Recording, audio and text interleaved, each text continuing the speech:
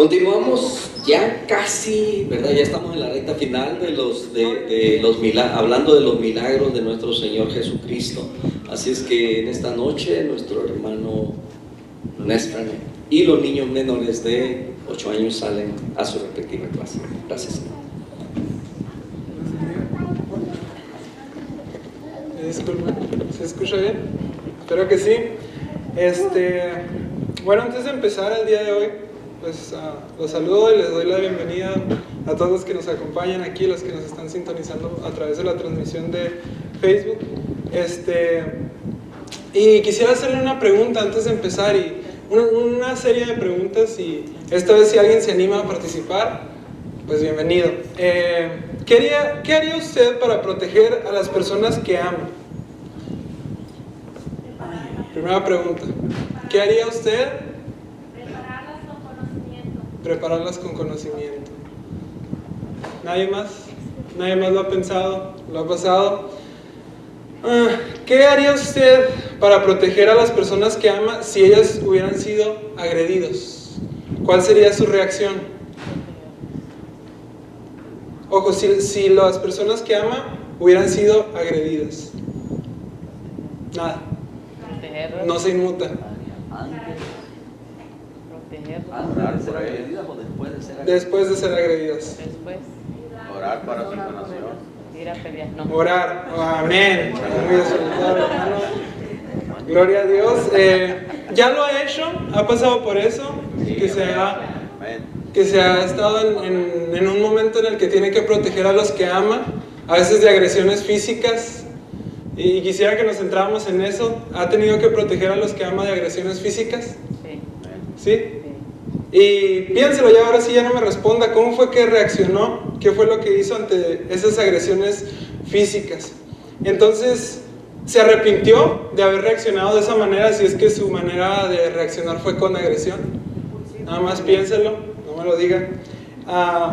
Y les voy a contar una anécdota rápidamente, les digo antes de empezar, pero antes de eso quiero darles 4 citas para que las vayan buscando en lo que yo les cuento y las aparten ahí con sus dedos, con su lápiz, doblen la hojita, como ustedes quieran. Y pues quisiera también decirles que en la medida de lo posible traigan una hojita para anotar, no solamente cuando me toque dar el estudio, sino cuando cualquier persona pase aquí a hablar de la palabra de Dios, porque a veces nuestra mente no nos da para tanto y recordar tantas cosas que se hablan aquí. Entonces, en la medida de lo posible, traiga usted su plumita, su libretita, para que se lleve lo más importante del día de hoy. Ahí va la primera, Mateo 26:51. Si puede, anótelas, no me voy a pasar mucho tiempo repitiéndolas. Mateo 26:51. Segunda cita, Marcos 14:47. Marcos capítulo 14, versículo 47. Tercera cita, Lucas 22:49. Lucas capítulo 22, versículo 49. Y cuarta y última cita, Juan 18:10. Juan capítulo 18, versículo 10. ¿Ok? Esas fueron las primeras 4 citas. Y les digo, les voy a contar esta anécdota rápidamente antes de empezar. Fíjense que hace algunos años, cuando todavía estaba cursando la preparatoria, recuerdo que mi hermana solía salir a jugar cuando atardecía al parque que estaba enfrente de nuestra casa.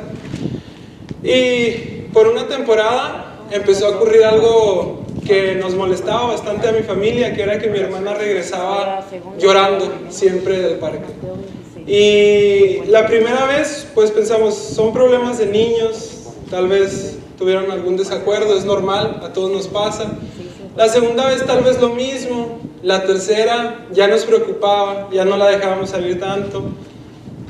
Pero llegó un punto en el que se volvió demasiado molesto para nosotros, y recuerdo que la gota que derramó el vaso fue ver a mi hermana entrar descalza y llorando. Recuerdo que me ardió la sangre ver a mi hermana en ese estado. Me parecía indefensa, porque todos los niños con los que se juntaban, las niñas, eran mayores que ella. Y recuerdo ver su cara y fue algo que me hizo enojar. Ese día no había sido un buen día para mí. Entonces explotó el vaso y recuerdo que salí muy enojado. Y obviamente yo no iba a pelearme con las niñas ni les iba a decir nada a ellas. Obviamente era algo pues, que no tenía sentido. Yo quería hablar con los papás de estos niños. Entonces cuando salgo, pues obviamente ahí estaban las niñas y yo simplemente les estaba preguntando que si dónde estaban los zapatos de mi hermana y que si dónde estaban sus papás. Primero, rápidamente me dieron los zapatos porque estaba molesto. No les estaba gritando, no las estaba agrediendo, pero se me notaba que estaba molesto y siempre he sido una persona alta. Y recuerdo que había varias personas ahí cerca del parque, varios adultos viendo lo que estaba pasando. Y al preguntarles yo qué había pasado con sus papás, dónde estaban sus papás, dónde vivían, me salían con que no vivían ahí. Y ya las tenía un mes mi hermana jugando con ellas. Y pues, no vivimos aquí, nos invitaron. Pues nos invitan todos los días. Y no me querían decir dónde estaban sus papás. Yo me enojé mucho y simplemente les dije que no volviera a suceder. Tal vez sí estaba un poco exaltado y sí levanté la voz. Y recuerdo que había varias personas viendo. Entonces, como que para desahogarme me fui a jugar fútbol con mis amigos ahí en el mismo parque. Pasaron unos minutos y recuerdo que veo venir a unos padres de familia muy enojados. Paran todo y se ponen a hablar conmigo. Y recuerdo que venían con amenazas de mucho tipo de cosas. Primero me dijeron muchas mentiras que habían dicho sus hijos. Decían que yo les había insultado, que les había dicho muchas groserías. Afortunadamente todos en el vecindario sabían que yo no decía groserías. Y por esa parte me pude librar. Me empezaron a acusar de muchas cosas que no habían sucedido. Y a pesar de que algunas personas me estaban tratando de defender, las amenazas no dejaron de llegar. Amenazas de que me podían golpear, de que yo todavía era joven, que no sabía con quién me estaba metiendo, que estaban armados, que sus familiares eran tal persona, que tenían tal puesto. Y llegó el punto en que empezaron a salir más familiares y se puso muy tenso el asunto. Y me vi en la situación de estar yo con dos personas que me estaban defendiendo. Una de ellas la había conocido hace 20 minutos y la otra era una amiga mía que poco podía hacer. Entonces este conflicto me empezó a asustar porque las amenazas eran muchas y realmente yo no tenía ningún poder. Y recuerdo haberme lamentado de haber reaccionado de esa manera, porque tal vez al querer arreglar esta situación que ya no soportaba, me había metido en un lío peor. Al final se fueron aquellas personas, pero todo aquel conflicto y aquel problema fue tan fuerte para mí que recuerdo que en cuanto se fueron todos y me quedé con mis amigos, rompí en llanto.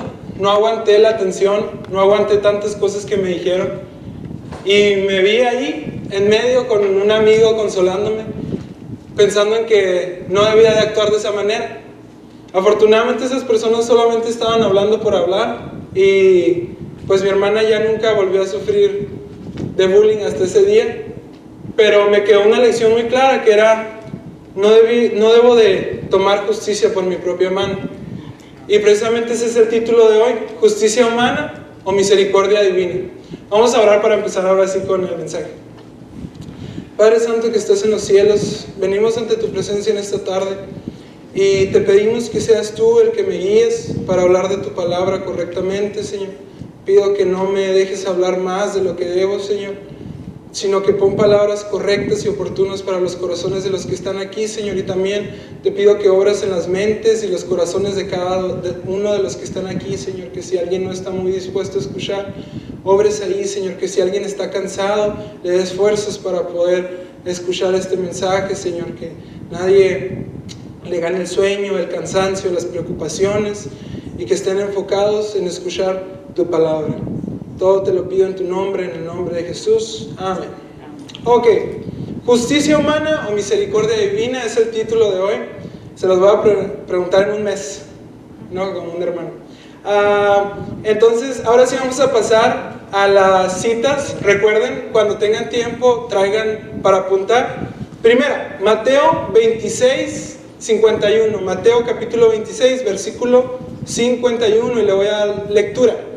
Pero uno de los que estaban con Jesús, extendiendo la mano, sacó su espada e hiriendo a un siervo del sumo sacerdote, le quitó la oreja. Entonces Jesús le dijo: vuelve tu espada a su lugar, porque todos los que tomen espada, a espada perecerán. Ahora vamos con la segunda cita, Marcos 14, 47. Vamos a leer el 47 y el 48, acompáñame ahí con su vista y le voy a dar lectura. Pero uno de los que estaban ahí, sacando la espada, hirió al siervo del sumo sacerdote, cortándole la oreja. Y respondiendo Jesús les dijo: ¿Cómo contra un ladrón habéis salido con espadas y con palos para prenderme? Cada día estaba con vosotros enseñando en el templo y no me prendisteis, pero es así para que se cumplan las escrituras. Entonces todos los discípulos, dejándole, huyeron. Ahora vamos a la tercera cita, que es Lucas 22, 49. Lucas capítulo 22, y vamos a leer del versículo 49 hasta el 53. Dice: viendo los que estaban con él lo que había de acontecer, le dijeron: Señor, ¿heriremos a espada? Y uno de ellos hirió a un siervo del sumo sacerdote y le cortó la oreja derecha. Entonces respondiendo Jesús dijo: basta ya, dejad. Y tocó su oreja, le sanó. Y Jesús dijo a los principales sacerdotes, a los jefes de la guardia del templo y a los ancianos que habían venido contra él: ¿cómo contra un ladrón habéis salido con espadas y palos, habiendo estado con vosotros cada día en el templo? No extendisteis las manos contra mí, mas esta es vuestra hora y la potestad de las tinieblas. Y vamos a leer la última cita, que es Juan 18, 10. Juan capítulo 18, 10, y vamos a leer hasta el 11. Entonces Simón Pedro, que tenía una espada, la desenvainó e hirió al siervo del sumo sacerdote y le cortó la oreja derecha, y el siervo se llamaba Malco. Jesús entonces dijo a Pedro: mete tu espada en la vaina. La copa que el Padre me ha dado, ¿no la he de beber? Entonces, estas fueron las 4 citas, y me pareció oportuno leerlas todas porque muy pocos eventos se relatan casi de la misma forma en los 4 evangelios. Y recuerdo que en una prédica anterior les había mencionado así muy superficialmente que cada uno de los evangelios tiene un diferente enfoque, y se los debí, pero en esta tarde voy a tratar de clarificarlo un poco más. Dice, para empezar con Mateo, él enfatiza en el complot de los enemigos en su deseo de deshacerse de Jesús. Entonces Mateo nos va a enfocar más acerca de los planes de los fariseos, de todo lo que hacían para poder aprender a Jesús y para hacerle todos este tipo de males. Entonces es el énfasis en el complot de los enemigos para cortar el ministerio de Jesús. Y en este específico pasaje habla acerca de el proceso de captura de Jesús en este relato. Ahorita no lo leímos, pero si tiene tiempo, regreses en su casa y léalo, está muy interesante. Entonces nos detalla más la captura de Jesús en este relato. No se menciona la misericordia de Jesús al curar la herida, ni el nombre del agresor, que es muy importante. Pero lo que tenemos que destacar de esta cita es que dice: vuelve tu espada a su lugar, porque todos los que tomen espada, a espada perecerán. Entonces tenga esto muy en mente. Trate de recordar estas cosas tan importantes que le voy a mencionar para que las tenga pues en mente durante todo el mensaje. Entonces, pasando con Marcos, el segundo evangelio, dice, enfatiza la naturaleza triste y trágica de la crucifixión. ¿Qué se refiere con esto? Que Marcos se quiere hacer énfasis en lo malo que tuvo que pasar Jesús, en las penumbras, en el sufrimiento, en la tristeza de Él, en las cosas malas que le ocurrieron a Jesús, para hacernos ver que Jesús también sufrió, como nosotros, fue humano y padeció muchas cosas. Y eso es muy interesante. Entonces lo que tenemos que hacer énfasis de aquí es casi todo lo que leímos. Dice, ¿cómo contra un ladrón habéis salido con espadas y con palos para prenderme? Cada día estaba con vosotros enseñando en el templo y no me prendisteis. Y ahora viene esta parte que es muy importante, dice, pero es así para que se cumplan las escrituras. Entonces todos los discípulos, dejándole, huyeron. Entonces se fijan, está hablando de cómo Jesús había estado enseñando y aún así era aprendido por los mismos a los que había enseñado. Y esto tenía que pasar porque Dios lo había dicho. Entonces Jesús prácticamente estaba destinado a aquella fatal crucifixión. Entonces pasa al siguiente punto, que sus discípulos huyeron. Personas que habían estado con él por tanto tiempo, que juraban morir por él, que juraban defenderlo a muerte, y que vamos a entrar un poquito más en énfasis más adelante. Entonces sus discípulos, la gente de más confianza de Jesús, los humanos de más confianza de Jesús, lo abandonaron. Qué cosa más triste. Entonces, mala manera en que tratan al maestro, el inevitable sufrimiento que vendría de la cruz, la ausencia de los discípulos en aquel momento, y nuevamente no se menciona el acto milagroso de la sanidad. Vamos a pasar al siguiente, que es Lucas. Lucas enfatiza la inocencia de Jesús, que fue ejecutado sin merecerlo. Entonces, es muy interesante saber un poco del contexto de cada uno de los evangelios, y sabemos que Lucas fue un doctor, el pastor lo ha enseñado en muchas ocasiones, el hermano Jacob, y me parece que yo lo he mencionado antes. Entonces, este evangelio es increíblemente preciso en cuanto a los hechos, porque Lucas probablemente quería investigar la verdad de lo que pasó para poder probar que Jesús era inocente, o no sabemos si su verdadera intención era probar que era culpable, pero al final el libro se trata de ver cómo es que Jesús siempre fue inocente en toda su travesía. Entonces, en este pasaje enfatiza el hecho de que Jesús tuvo compasión en todo momento y estaba en contra de cualquier tipo de conducta pecaminosa, aun cuando estaba bajo amenaza. Que el hombre pudo fallar en su conducta, pero el Mesías jamás. Además que adjudica todo esto a las potestades de las tinieblas. Ahí lo puede checar en su cita que le di. Y nuevamente en esta ocasión se remarca el hecho de que Jesús sanó a aquel hombre. Pero aquí tampoco se menciona el nombre del agresor. ¿A qué me refiero con esto? Al que cortó la oreja. Nada más dice que era uno de los que venía con ellos. Entonces, acuérdense bien que de los énfasis, trate de quedárselos bien grabados en su mente, porque no solamente les van a servir para este estudio, sino para cada vez que ustedes vayan a leer los evangelios. Entonces, recordemos que Lucas enfatiza en la inocencia, en que Jesús, aún en estos momentos de tensión, en estos momentos en que su vida corría peligro, y recuerden que Jesús lo sabía todo, Él se entregó y Él no olvidó ninguna de sus palabras. Él fue manso. Él incluso sanó a aquel que lo venía a arrestar, aquel que iba a marcar el principio de aquel sacrificio. Y pasando al último evangelio, que es Juan, él describe la crucifixión como la exaltación y la gloria de Jesús. Jesús se demuestra soberano y con calma durante sus sufrimientos. Entonces, es muy bonito ver la visión de Juan, porque me parece que esta es la más positiva de todas y la que nos ayuda a nosotros a ver la manera en que Jesús vivió. Porque para Juan, el sacrificio de Jesús en la cruz, la muerte, aquella tortura, no fue simplemente algo malo, sino que fue algo que exaltó a Jesús en sobremanera, que le dio la gloria, que demostró que había triunfado sobre la muerte y sobre las tinieblas. Y Juan tenía la visión más clara, porque aquella fue una victoria impresionante para Jesús. Entonces, hay que destacar que al fin es el único evangelio que nos menciona el nombre del agresor, Simón Pedro, la persona que cortó la oreja.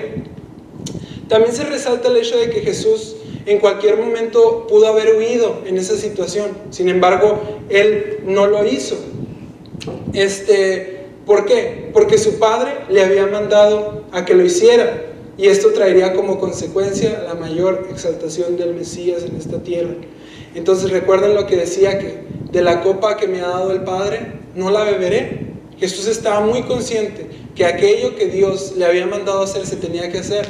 Recuerden que también en la oración, me parece que en el Getsemaní le dice: Jesús, si es posible que pase de mí esta copa. ¿Sí fue ahí? Pero aún así estaba en pie todo el plan.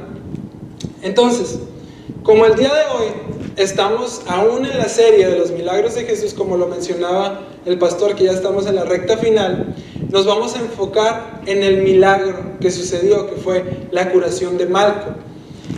Y no solamente en el milagro como tal, sino la enseñanza que nos deja aquella acción de curar a Malco. Entonces, primeramente, como es mi costumbre, para poder entender esta enseñanza necesitamos ver la gravedad de aquel conflicto, que en este caso era Malco perdiendo la oreja.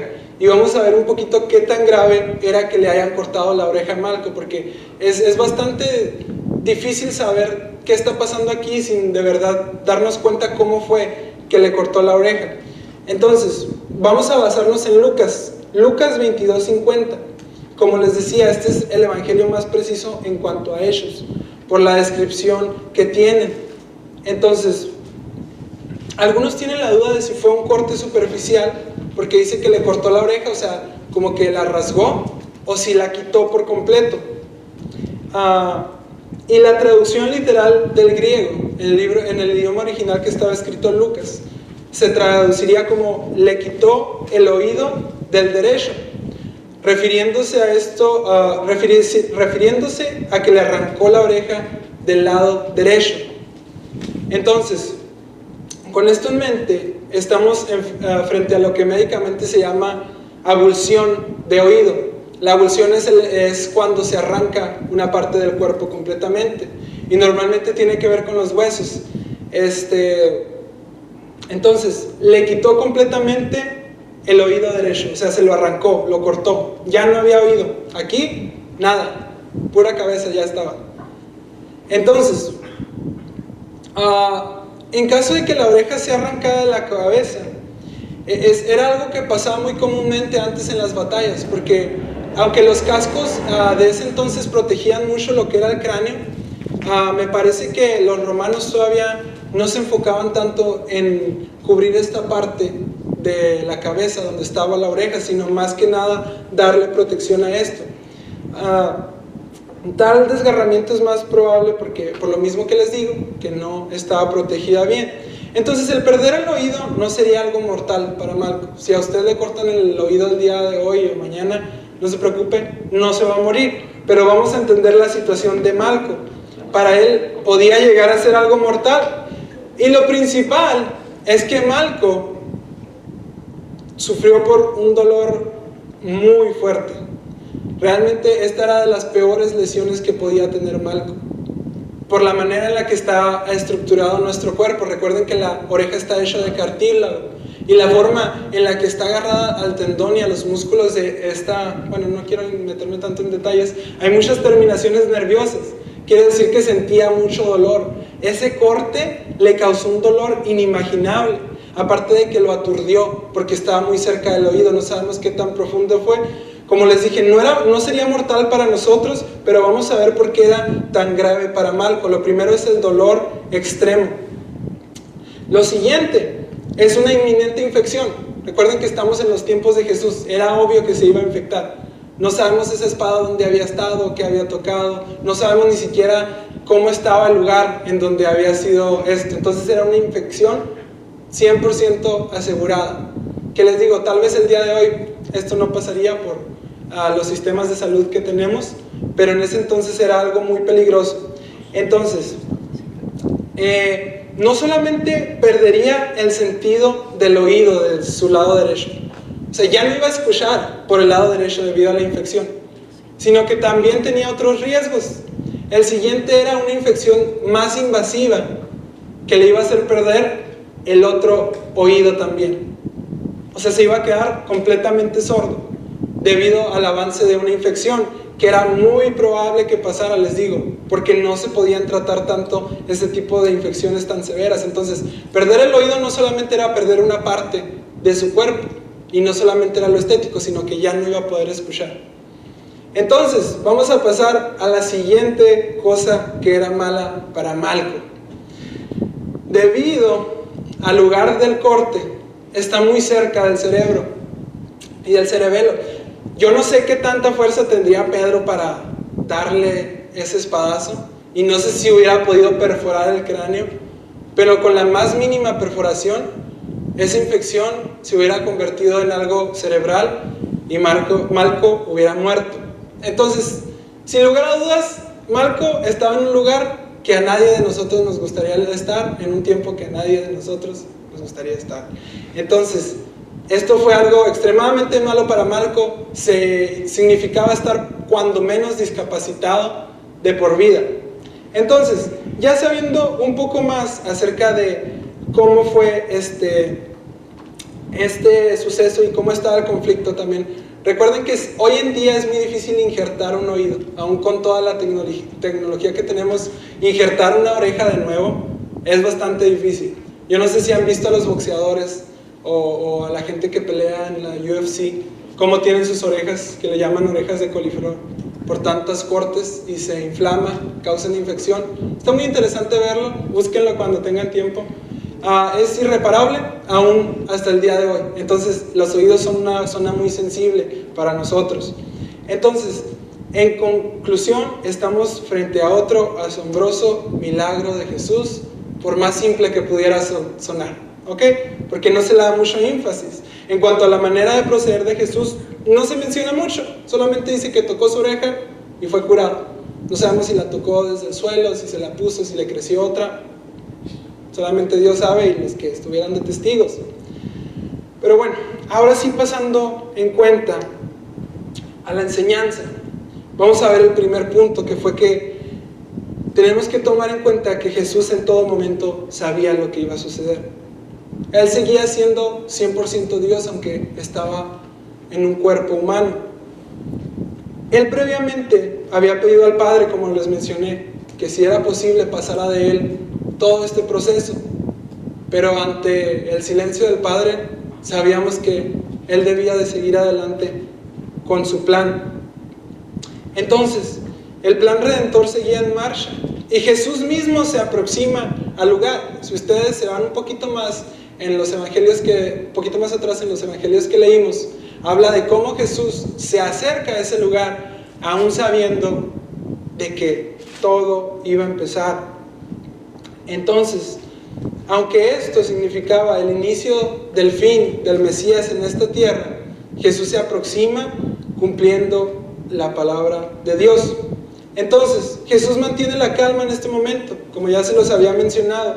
Él sigue manso, Él sigue recordando todas sus palabras, Él nunca se contradice, no se baja de la cruz, como decimos algunos hermanos. Él siguió con todo lo que había dicho, y es muy importante ver cómo sus discípulos le preguntan si debían de herir a espada. Entonces, los discípulos, ante la posible pérdida de su Mesías, ya empezaban a idear un plan de cómo salvarlo y si debían de atacar a aquellas personas. Yo estoy seguro que estaban dispuestos a luchar a muerte con aquellos soldados que venían a apresar a Jesús. Y parecía que con esta frase, en medio de todo el conflicto, se les olvidó una de las mayores enseñanzas de Jesús. Y ahora sí, acompáñenme a Mateo 5:38. Vamos a darle lectura a 10 versículos, Mateo 5:38 hasta el 48. Es muy interesante ver cómo Jesús sigue en calma y que los discípulos que tanto tiempo habían pasado cerca de Él estaban planeando en usar la violencia para cortar el plan de Jesús. Que recordemos que Jesús ya les había dicho que era algo que tenía que pasar y que era algo bueno, pero ellos se dejaron llevar por su carne. Síganme ahí con la vista, Mateo 5:38 al 48. Discúlpenme, hermanos, no es del 38, es del 27. Dice: pero a vosotros los que oís, os digo, amad a vuestros enemigos, haced bien a los que os aborrecen, bendecid a los que os maldicen, y orad por los que os calumnian. Entonces aquí ya empieza una de las mayores enseñanzas de Jesús y más difíciles de entender para nosotros, que es el amar a nuestros enemigos y el de hacer bien a los que nos aborrecen, que es algo difícil para cualquiera de los que estamos aquí Y yo se lo puedo asegurar que es algo que batallamos y muchas veces no lo hacemos. Entonces, al que te hieren una mejilla, preséntale también la otra. Y al que te quite la capa, ni aún la túnica le niegues. Y yo quisiera adentrar un poquito en este versículo. Y no le voy a decir que la verdad definitiva es que si a usted le pegan, tiene que voltearse del otro lado para que le peguen también. Mucha gente dice que eso es solamente una metáfora para expresarse o un ejemplo. Pero, ¿qué fue lo que padeció Jesús después de haber dicho esto? No solamente puso 2 mejillas, sufrió muchos latigazos que hirieron su espalda de mucha gravedad. Sufrió de que le escupieran, golpes, cargó una cruz, tuvo una corona de espinas que constantemente estaba cortando su cabeza.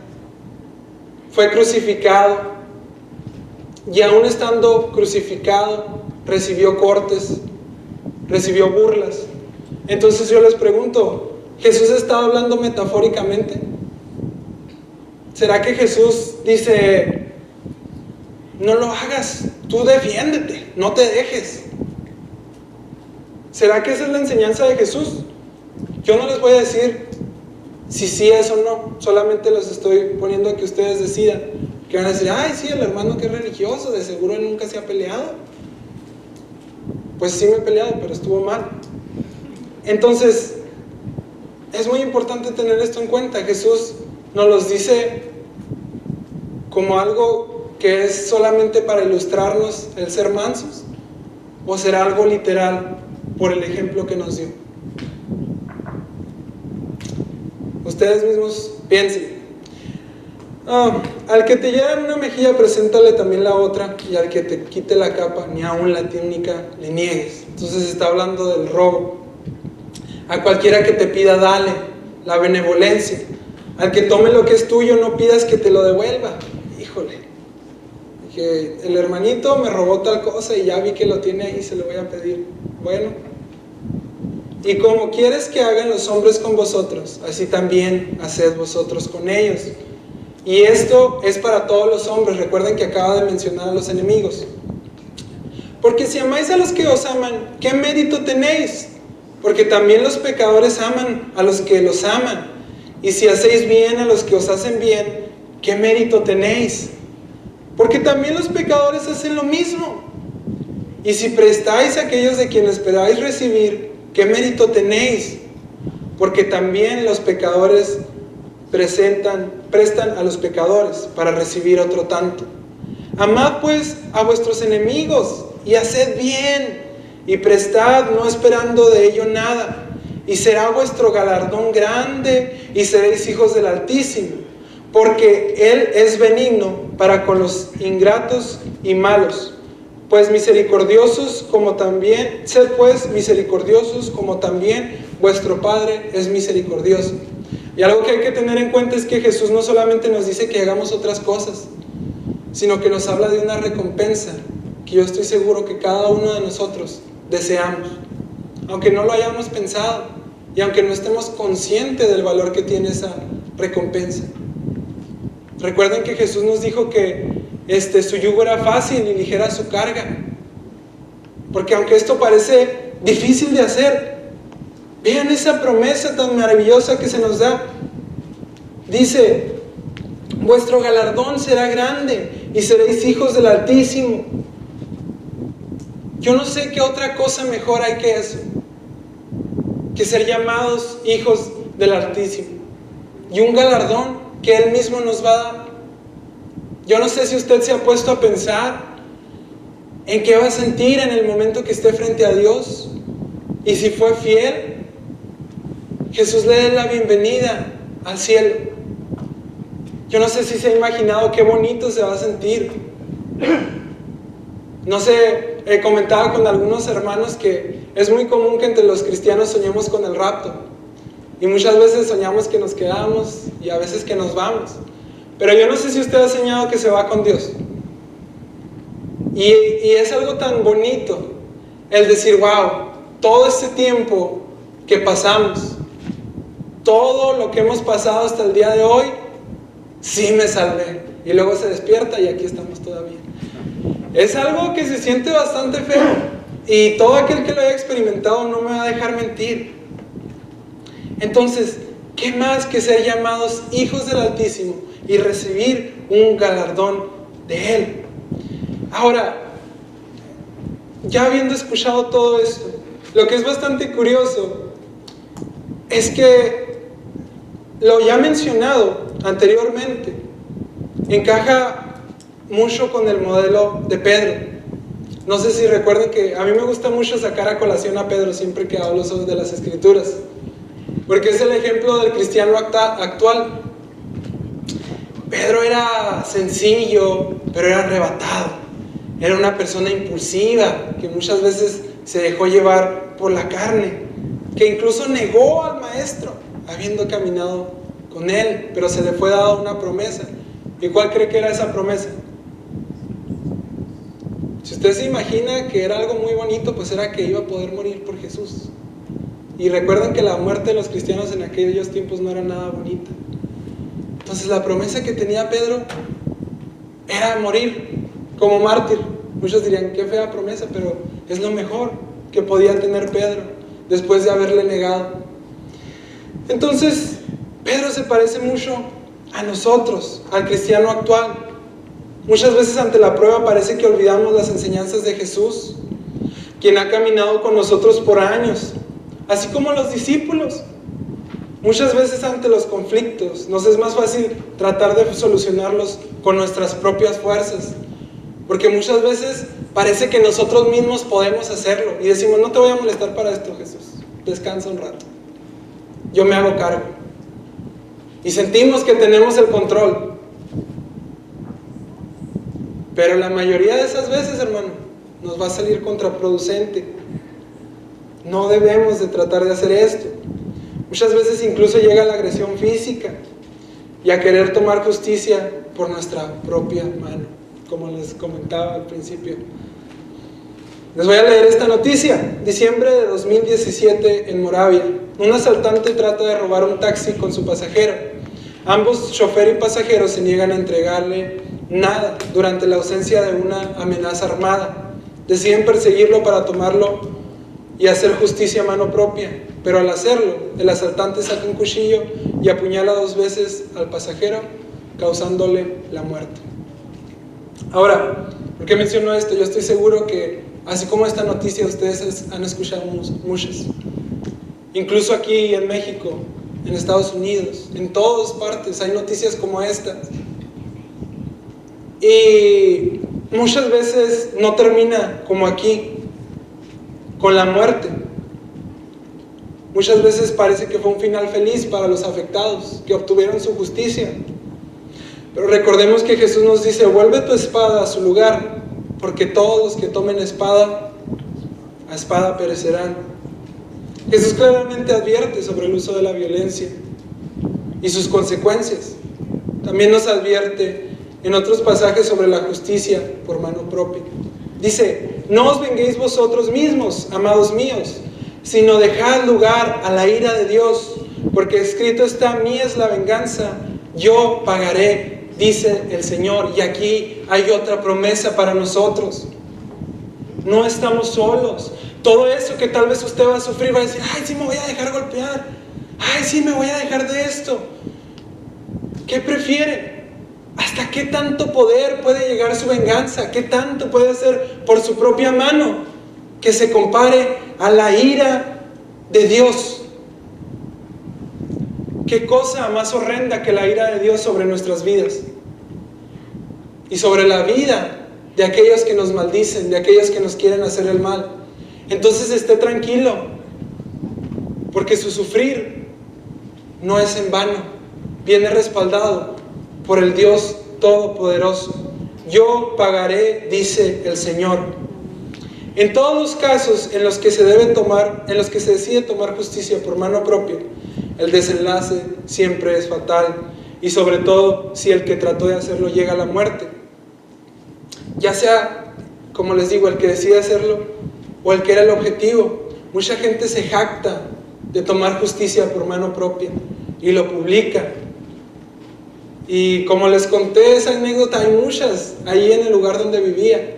Si llegaban a agarrar un ladrón, pobrecito de él. Si llegaban a agarrar un asaltante, pobrecito de él.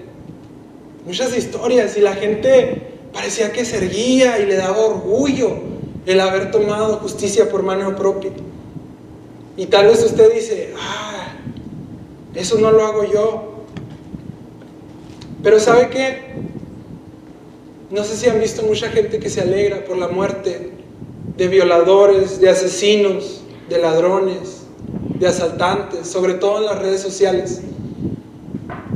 Gente que parece que está feliz al ver una noticia que dice: muere violador por golpiza de los padres de su hija, o muere asaltante al tratar de robar a X persona. Y hay tantos videos de eso y usted los ve y está plagado de: eso es, así debe de ser, por fin, se lo merecía. Es muy fácil alegrarnos de la muerte de un ladrón, de un asaltante, un violador, un homicida, aunque ni siquiera nos haya afectado a mí, porque tal vez es considerada la escoria de la sociedad. Y ahí entra un problema muy grande que todos tenemos, y sobre todo los cristianos, que es la superioridad moral. ¿Con qué derecho alguien se puede erguir con orgullo ante otro para repartirle justicia? ¿Con qué derecho puede decidir usted lo que está bien o lo que está mal, siendo un simple humano, habiendo pecado como todos? No puedo entender cómo es que podemos pensar en tener una moral más alta que cualquier persona. No hay ningún justo en la tierra que no haya cometido pecado, que pueda juzgar como Dios lo hace. Porque con el juicio con que juzguéis seráis juzgados, y con la medida con que midáis se os medirá. ¿Y sabe qué? Jesús mismo en alguna ocasión dijo: el que esté libre de pecado, que tire la primera piedra. Y sabe que es muy fácil pensar: nosotros no hemos matado, nosotros no hemos hecho esas cosas, y creo que ya lo he mencionado antes, pero es muy importante tenerlo bien en cuenta. ¿En qué momento nos alegramos por la muerte de un pecador? ¿En qué momento nos parece bien que hayan recibido este tipo de justicia? Porque como dijo Dios, con la misma medida que midáis se os medirá. Y pasando a eso, le pregunto si usted no ha sido un pecador. Le pregunto si usted no ha pecado. Y para Jesús, el pecado es pecado. No importa si pareciera ser más grave o menos grave. Es pecado y merece la muerte. Entonces, si para usted está bien que esas personas hayan muerto en pecado, que hayan perdido la vida, entonces también estaría bien que usted la perdiera. Porque así son las reglas de Dios. Así lo dijo Él en su palabra. No sé si alguna vez usted haya hecho algo y no haya recibido la paga de ese algo que hizo que era malo. Si parece que cometió un crimen, un pecado, por más pequeño que parezca, y se salió con la suya, nadie se dio cuenta nunca, y tal vez nunca nadie se vaya a dar cuenta, y no recibió la paga de aquello que merecía. Pues si no se acuerda, de todos modos, esa es su situación y mi situación, porque merecíamos morir. La paga del pecado es muerte, pero estamos aquí gracias a la misericordia de Dios. Jesús le dijo a aquella mujer: ni yo te condeno. El único que podía condenar a cualquier persona decidió no hacerlo. Le dijo: no te condeno, vete y no peques más. ¿Quiénes somos nosotros para decidir justicia sobre los demás y arrebatar la oportunidad de arrepentimiento y perdón que por gracia se nos ha dado? Cuando muere un pecador, no estén pensando en que hubo justicia. Piensen en que un alma murió sin Dios y va al tormento eterno. Que todos íbamos para allá, pero somos afortunados de escuchar el Evangelio. Somos afortunados de tener la oportunidad de reivindicarnos. Tal vez aquella persona hizo algo muy malo, pero no deja de ser un humano. Cuando vemos esas noticias son almas perdidas. Y hay que tener un poquito de compasión. Hay que tratar de alegrarnos por esas cosas, porque se le arrebató la oportunidad de arrepentirse. Ahora, regresando a la actitud de Jesús, aunque sus discípulos estaban prontos para repartir justicia a mano propia, y a eso viene todo lo que les acabo de explicar, Jesús en ningún momento se inmutó, no cambió su forma de pensar y, como les mencionaba, ni sus enseñanzas. Aunque los discípulos fueron movidos por las circunstancias, tal vez sin malicia, ellos amaban al Maestro, ellos amaban al Mesías y lo querían defender a toda cosa.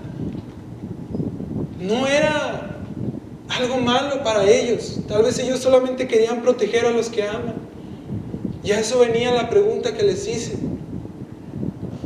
Probablemente Jesús era la persona que más amaba.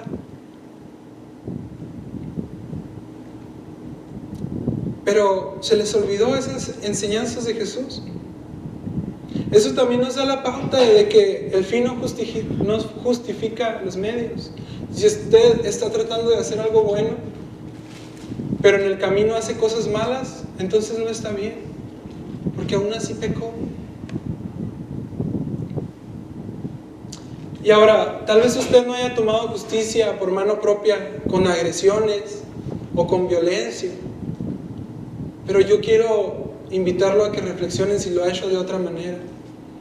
Tal vez sobre las personas con las que tiene poder, tal vez con sus hijos, tal vez con sus ayudantes, sus compañeros de trabajo, tal vez aquí mismo en la iglesia o con sus hermanos.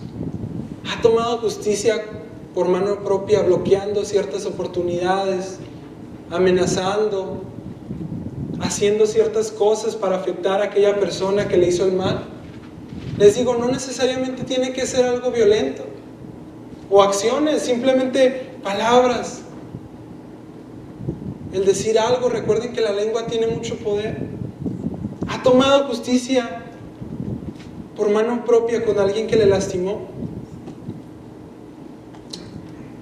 Esto no es mejor que golpear a alguien. Esto no es un pecado menos grave que matar a alguien. El amar aún a aquellos que nos maldicen, el tener misericordia por ellos, es a lo que nos llama el Señor como cristianos. Jesús nos enseñó esto desde su nacimiento, con sus acciones, con su vida, con su caminar y durante toda su travesía, con su muerte y con su resurrección, y hasta el día de hoy lo sigue haciendo con su salvación. Ahora dándonos acceso al trono de la gracia. Entonces, teniendo todo esto en mente, las palabras de Jesús, el ejemplo de Jesús, el actuar de los discípulos y la contestación de Jesús a ellos mismos, le pregunto a usted, ¿qué prefiere? ¿Repartir justicia y ser juzgado por la misma? ¿O repartir misericordia y ser juzgada por esta misma? Ese fue el mensaje del día de hoy. Espero que haya sido claro y haya llegado a nuestros corazones y nos haya ayudado a entender un poquito mejor cómo debemos de actuar como cristianos. Padre Celestial, en esta tarde te damos muchas gracias por tu palabra, Señor, que siempre llega oportuna. Ayúdanos a que esto no quede en una prédica más, sino en algo que esté grabado en nuestro corazón. Ayúdanos a seguir tu ejemplo y a ser mansos como tú, a limar todas esas asperezas, Señor, que necesitamos cambiar, a controlar nuestra carne y a ser mejores cada día más, Señor. Ayúdanos a esperar en ti, Padre, porque tú tienes todo en control y nada se te pasa.